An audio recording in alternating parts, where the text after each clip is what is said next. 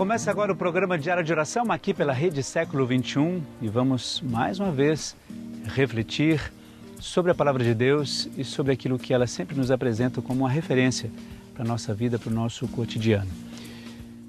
Falar dos discípulos é sempre muito simples, apesar de termos uma referência muito grande daquilo que eles disseram e daquilo que eles viveram depois.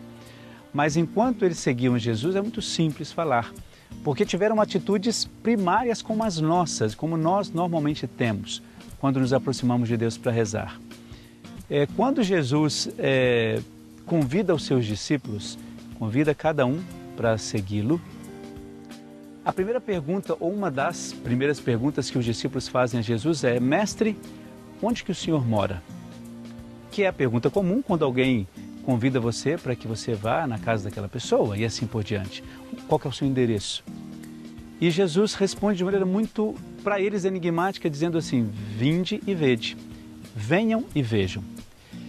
Sabe uma das coisas que às vezes, para aqueles que estudam a Palavra de Deus, ajuda muito?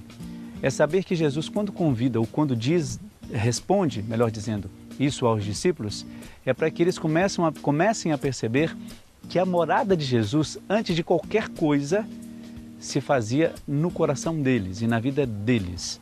Porque quando Jesus os convida, Jesus já tem essa percepção de que eles podem dar continuidade ao seu, digamos, ministério, ou seu projeto, o projeto de Deus que Deus apresentou a Jesus.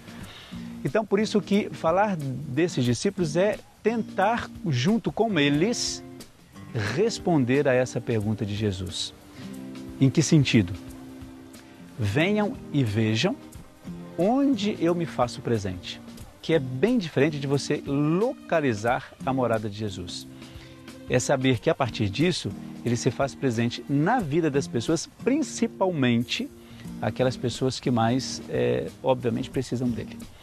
Jesus como não só aquele que apresenta uma chamada naquele tempo de uma boa nova, ou seja, uma notícia que ainda não se tinha ouvido falar sobre ela, que era um Deus amor, um Deus que era misericórdia e assim por diante. Mas seguir aquele que era odiado por tantos outros e que sabiam, a partir disso, que a vida deles também poderia ter o mesmo fim. Então, por isso que quando os discípulos tentam responder a esse chamado de Jesus, eles começam a observar tudo isso e a perceber tudo isso.